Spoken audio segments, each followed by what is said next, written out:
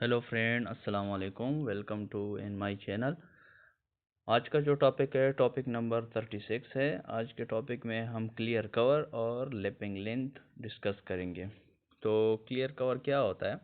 Clear cover for main reinforcement structures जो होते हैं, जितनी भी स्ट्रक्चर है, चाहे कॉलम है, बीम है, राफ्ट फाउंडेशन है, फुटिंग है, रिटेनिंग वाल है, स्टेयरकेस है, वाल है, जो भी है, कंक्रीट वाल है, जो भी है, तो उसमें जो हम सरिया इस्तेमाल करते हैं, रीइंफोर्समेंट आरसीसी स्ट्रक्चर होता है, उसमें जो हम स्टील इस्तेमाल करते हैं, तो उस स्टील को जंग लगता है पानी की वजह से, या ह्यूमिडिटी जो नमी होती है उसी की वजह से जंग लगता है। तो उस जंग से महफूज करने के लिए हम क्या करते हैं, उसको कवर देते हैं।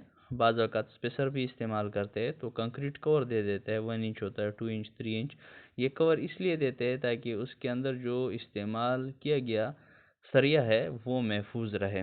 तो उसी को क्या कहा जाता है, कवर कहा जाता है। यानी सरिया के जो टॉप होता है, उसके टॉप से लेकर कंक्रीट स्ट्रक्चर का जो टॉप सरफेस जहाँ से कंक्रीट शुरू होता है, उनके दरमियान ये डिस्टेंस को क्लियर कवर या कंक्रीट कवर सीसीबी कहा जाता है उसको। तो clear cover for reinforcement structures, ठीक। तो आज ये डिस्कस करेंगे। तो clear cover for main reinforcement structure कौन कौन से हैं? स्लैब के लिए हम 15 मिलीमीटर्स क्लियर कवर मिनिमम देना चाहिए, ठीक है। सीआई कोड के मुताबिक स्लैब के लिए 15 मिलीमीटर कंक्रीट कवर लाजमी होता है, ठीक है। 15 मिलीमीटर से कम आप कंक्रीट कवर नहीं दे सकते हैं, ठीक। दूसरा जो है बीम होता है, जो हॉरिजॉन्टल मेंबर होता है, उसमें भी 25 मिलीमीटर कंक्रीट कवर मिनिमम ज़रूरी है, ठीक। कॉलम में 40 मिलीमीटर कंक्रीट कवर ज़रूरी है। स्ट्रिप बीम जो होता है, स्ट्रिप बीम क्या होता है? स्ट्रिप बीम में 50 मिलीमीटर कंक्रीट कवर होना चाहिए। स्ट्रिप बीम नॉर्मली हम जब बनाते हैं, तो एक कॉलम जब एक कॉर्नर पे दे देते हैं, दूसरा कॉर्नर पे जब दूसरा कॉलम दे देते हैं, उनके दरमियान अगर स्पेस बहुत कम हो, तो हम क्या कर देते हैं, एक स्ट्रिप मीन पट्टी से इसको कनेक्ट कर देते हैं। तो एक कॉलम और दूसरे कॉलम के दरमियान जो बीम पड़ा होता है, जो पट्टी का काम देता है, उसको स्ट्रिप बीम कहा जाता है, ठीक। तो दूसरा है फॉर राफ्ट। राफ्ट को मेट फाउंडेशन भी कहते हैं। मेट कहते हैं छिटाई को। यह राफ्ट फाउंडेशन उस जगह में हम देते हैं जहाँ पे ज़मीन की बियरिंग कैपेसिटी कम हो, ज़मीन की क़ुव्वत बर्दाश्त कम हो, तो वहाँ पे हम राफ्ट फाउंडेशन प्रोवाइड करते हैं ताकि ज़मीन की क़ुव्वत बर्दाश्त बढ़ जाए और ज़मीन ऊपर वाले तमाम जितनी टाइप्स के लोड्स है वो इजीली रेजिस्ट कर सके आसानी के साथ, ठीक। For raft mat foundation for bottom side 75 millimetre minimum concrete cover होना चाहिए। 75 मिलीमीटर बॉटम के लिए ज़्यादा होगा और टॉप के लिए कम होगा। यानी टॉप के लिए 50 होगा और बॉटम के लिए 75 मिलीमीटर। यानी बॉटम में जो हम सरिया डालते हैं उसके लिए जो ज़मीन के साथ जो कनेक्ट होता है, बीनीथ पार्ट जो होता है, जहाँ पे ज़मीन के साथ ये स्ट्रक्चर डायरेक्टली कनेक्ट होता है, तो उसमें 75 मिलीमीटर मिनिमम कंक्रीट कवर देना चाहिए, क्योंकि वो डायरेक्ट अर्थ के साथ कनेक्ट होता है। तो अर्थ में पानी भी हो सकता है, तो पानी डायरेक्ट इसको अफेक्ट कर सकता है। अब for raft mat foundation for bottom side 75 millimetre होना चाहिए, और for raft mat foundation for top side 50 millimetre होना चाहिए। कम क्यों हो गया? इसलिए कि नीचे से ज़मीन से ऊपर तक जब हम जितना जाते हैं, तो पानी का जो इफ़ेक्ट होता है वो आसानी के साथ, यानी इजीली, आहिस्ता आहिस्ता क्या होता है, कम होता जाता है। इसलिए हम हमारे साथ जो बीम होता है, बीम नीचे होता है, स्लेब इसके ऊपर होता है, तो स्लेब के ऊपर हम कंक्रीट कवर, स्लेब के लिए कंक्रीट कवर कम देते हैं। फिर स्लेब के नीचे बीम होता है, बीम के लिए कंक्रीट कवर ज़्यादा देते हैं, क्योंकि वो डायरेक्ट नीचे आता है। फिर इसके बाद कॉलम होता है, कॉलम में इसलिए और भी ज़्यादा देते हैं स्ट्रिप, फिर इसके नीचे होते हैं तो स्ट्रिप बीम, फिर इसमें और ज़्यादा देते हैं। फिर जो बॉटम साइड होता है राउट फाउंडेशन को, वो तो बिल्कुल कनेक्ट होता है फाउंडेशन के साथ, इसलिए उसमें और ज़्यादा देते हैं। तो जो जो पार्ट जितना जितना ज़मीन के साथ नज़दीक होता जाता है, या जितना ज़्यादा लोड रेजिस्ट करता है, तो उसके लिए कंक्रीट कवर हम ज़्यादा प्रोवाइड करते हैं। तो फॉर रॉड और mat foundation for top side 50 millimetre, क्योंकि ये ज़मीन से ऊपर होता है, थोड़ा सा ऊपर होता है, 3 फीट, 5, 6, 7 फीट, ठीक। तो फुटिंग के लिए कितना देते हैं, 50 मिलीमीटर। फुटिंग क्या होता है, footing is also called a shallow foundation. ये कम गहरी बुनियादों की एक किस्म है। तो नॉर्मली टाइप्स ऑफ फाउंडेशन हमारे साथ दो किस्म के हैं, एक को हम कहते हैं शेलो फाउंडेशन और दूसरी को हम कहते हैं डीप फाउंडेशन। कम गहरी बुनियादें और गहरी बुनियादें, कम गहरी बुनियादें और गहरी बुनियादें हम नेक्स्ट टाइम पे डिस्कस करेंगे, नेक्स्ट वीडियो में। आपको इतना पता होना चाहिए कि कम गहरी बुनियादी क्या होती है और गहरे बुनियादी क्या होते हैं, वो फिर नेक्स्ट वीडियो में इंशाल्लाह हम डिस्कस करेंगे। ठीक, तो फुटिंग्स 50 मिलीमीटर है। और शेयर वाल के लिए, शेयर वाल क्या होता है, जो शेयरिंग फोर्स को रेजिस्ट करता है, तो उसके लिए हम कितना देते हैं, 25 मिलीमीटर कंक्रीट कवर देते हैं। रिटेनिंग वाल जो स्ट्रक्चर होता है जो रिटेन करता है, रिटेन का मतलब जो रोकता है, इसको बाज़ औक़ात रिवेटमेंट वाल भी कहा जाता है, जो रोकता है, मट्टी को रोकता है या जो है ना किसी भी मटेरियल को जो रोकता है और रोकने की ताकत या इस्तिताअत रखता है, उसी को रिटेनिंग वाल कहा जाता है, यानी रिटेनिंग वाल स्ट्रक्चर इसको कहा जाता है। उसमें 20 से 25 मिलीमीटर तक अप्रॉक्सीमेटली हम कंक्रीट कवर देते हैं। स्टीयर के लिए, स्टीयर का जो वेस्ट स्लैब होता है, stair 15 millimetre for waist slab, जो इसकी नीचे इंक्लाइंड स्लैब होती है, उसके लिए हम 15 मिलीमीटर कम से कम कंक्रीट कवर देते हैं। ठीक, अब नेक्स्ट आगे जो है lapping length in different structures. Overlapping length इसको कहा जाता है, ओवरलैपिंग लेंथ। ओवरलैपिंग लेंथ का मतलब क्या है कि ये एक स्टील बार है, ठीक, यहाँ पे ख़त्म हो गया। अब इसके साथ जब दूसरा बार आप शुरू करेंगे तो क्या करेंगे, डायरेक्ट शुरू करेंगे या इसके ऊपर कुछ चढ़ाएंगे। तो हम डायरेक्ट शुरू नहीं कर सकते क्योंकि वहाँ पे बॉन्ड आता है, तो वहाँ पे स्टील कमज़ोर होता है। तो हम क्या करते हैं, ये एक स्टील बार ख़त्म हो गया।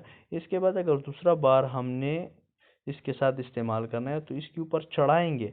तो जितना चढ़ाएंगे, एक बार दूसरी के ऊपर जितना चढ़ाएंगे, तो उसको क्या कहा जाता है, ओवरलैपिंग लेंथ कहा जाता है, या इसको लिप लेंथ कहा जाता है। तो ये लिप लेंथ मुख्तलिफ स्ट्रक्चर्स के लिए मुख्तलिफ देते हैं।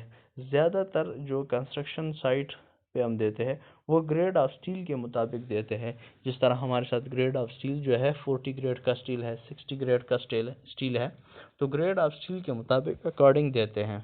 ठीक, तो ये थोड़ा सा मैंने इधर एक्सप्लेन किया। वैसे ओवरलैपिंग का जो टॉपिक है वो काफ़ी डिटेल के साथ है, लेकिन यहाँ पे मैंने थोड़ा सा एक्सप्लेन किया है ताकि आपको समझ आ जाए। अब lapping length in different structure में कॉलम के लिए हम कितना देते हैं, 45D आर, या according to grade of steel के मुताबिक देते हैं। जिस तरह मैंने बता दिया कि ग्रेड ऑफ स्टील के मुताबिक भी देते हैं। जिस तरह 40 ग्रेड का स्टील हो और 40 ग्रेड के स्टील में आपने ओवरलैपिंग प्रोवाइड करना हो, तो आप क्या करेंगे, 40 multiply by grade of steel 40 grade multiply by क्या करेंगे, multiply by diameter of the bar. जो बार आपने इस्तेमाल करना है उसके डायमीटर को आप 40 से ज़रब देंगे। तो जो डायमीटर जिस यूनिट में होगा उसी यूनिट में आपको लैपिंग लेंथ दे देगी। वो लेंथ आपने क्या करना है, एक सरिया को दूसरी सरिया के ऊपर इतनी लेंथ में चढ़ाना है ताकि दोनों सरिया इतनी लेंथ में एक दूसरे के ऊपर चढ़े हो। ठीक, कॉलम्स 45D या ग्रेड ऑफ स्टील के ऊपर डिपेंड करता है। अब इधर थोड़ा सा मैंने इसको मज़ीद एक्सप्लेन किया। अगर आपको ये वीडियो अच्छी लगी हो तो फिर मुझे बता दें, मैं इंशाल्लाह नेक्स्ट टाइम फिर इसके ऊपर डिटेल लेक्चर आपको दे दूंगा, क्योंकि ये बहुत लंबा टॉपिक है।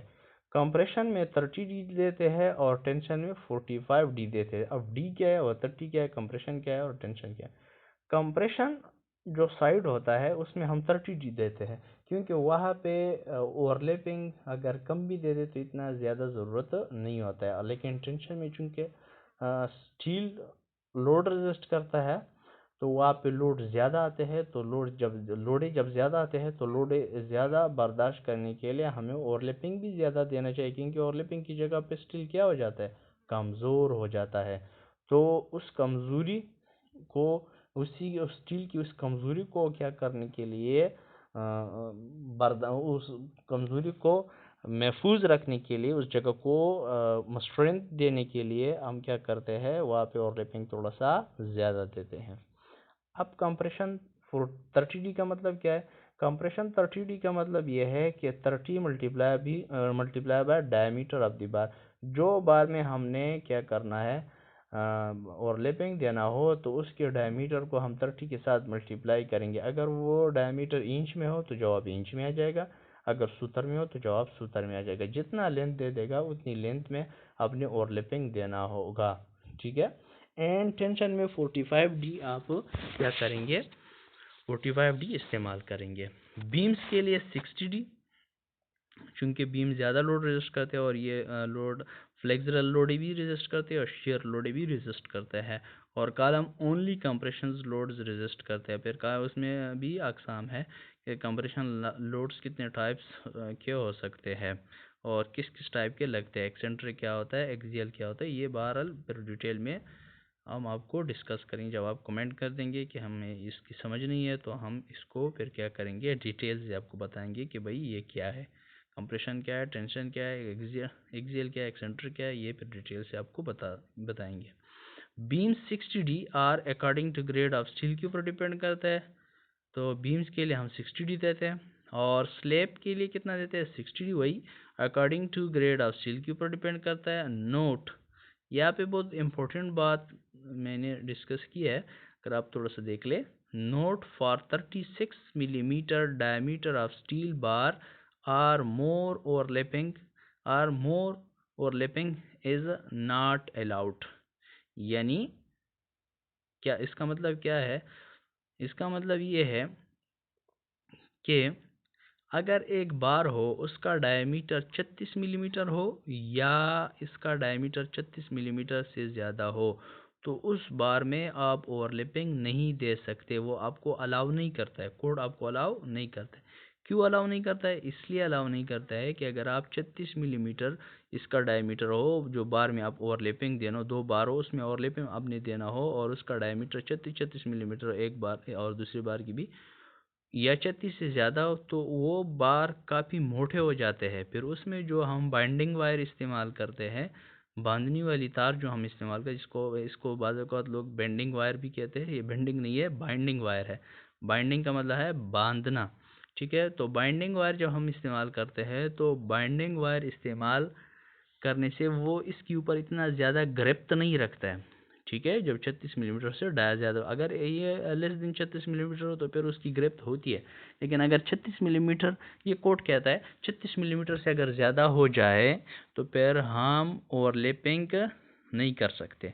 तो फिर क्या करना चाहिए, फिर हम वेल्डिंग इज़ अलाउड, वेल्डिंग हम प्रेफर करते हैं। वेल्डिंग अच्छा होता है क्योंकि अगर आपकी इस्तात हो वेल्डिंग कर सकते हो तो आप छोटे बारों के लिए भी कर सकते हैं, लेकिन फिर महंगा पड़ जाता है। तो हम क्या करते हैं कि फिर उन्हीं बारों में हम वेल्डिंग नहीं करते हैं। तो वेल्डिंग अगर आप कर ले तो वेल्डिंग बाइंडिंग से और लिपिंग से, इन चीज़ों से अच्छा है, ठीक। या बाज़ वक़्त आजकल जो न्यू टेक्नोलॉजी है तो उसमें स्टील कपलिंग की जाती है, स्टील कपल पहनाया जाता है, तो उससे फिर क्या हो जाती है, और भी मजबूत हो जाता है वहाँ पे। और लिपिंग के जोन में जो स्टील्स होते हैं उसकी जो बॉन्ड होती है वो काफ़ी मजबूत हो जाती है स्टील कपलिंग से भी। वेल्डिंग भी काफ़ी जो है ना प्रेफर है, ठीक है। तो ये एक नोट वाली बात मैंने आपको जो है ना डिस्कस कर दी। तो उम्मीद करता हूँ दोस्तों कि आपको वीडियो अच्छी लगी होगी। अगर आपको कोई मसला हो तो कमेंट बॉक्स में मुझे कमेंट कर दे, और वीडियो यहाँ पे मैं ख़त्म करना चाहता हूँ। थैंक यू, अल्लाह हाफिज़।